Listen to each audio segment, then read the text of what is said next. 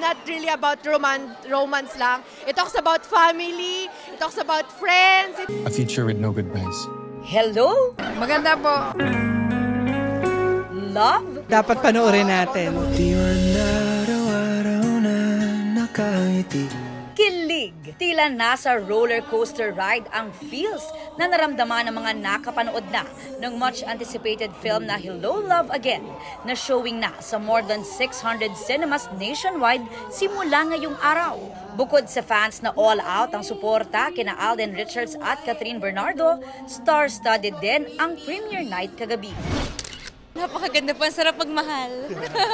My goodness, wow! Yung twist, yun ang dapat yung abangan talagang, ay nako. Maganda kayo na maraming tissue. Chemistry to the max. Ganda. Tsaka ang ganda ng story, ang ganda ng cinematography, ang galing ng director. I'm so proud of them. Congratulations kay Direk Cathy and kay Catherine and Alden. Dahil collaboration ng Hello, Love Again ng Star Cinema at GMA Pictures, nagpakita ng matinding suporta ang ilang opisyal ng GMA Network at ABS-CBN.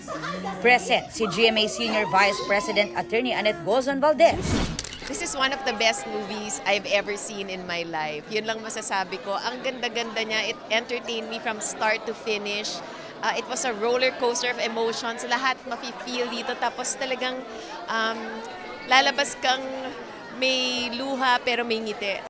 GMA Pictures Executive Vice President Nessa Valdelion, GMA Entertainment Group SVP Lilibet Razonable, Senior Vice President, Corporate Strategic Planning and Business Development, and concurrent Chief Risk Officer and Head Program Support Reggie Bautista, GMA Integrated New Senior Vice President and Head of Regional TV and Synergy Oliver Victor Amoroso, at iba pang kapuso executives.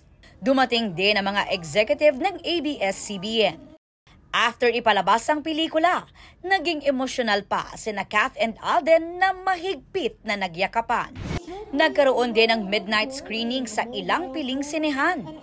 Ngayong araw, in-unveil na rin ang giant billboard ng movie sa GMA Network kung saan nag-post ang mga bida na sina Catherine and Alden. Pagkatapos niyan, dumiretso na sina Joy and Ethan sa pag-iikot sa mga sinihan kung saan mainit silang sinalubong ng fans.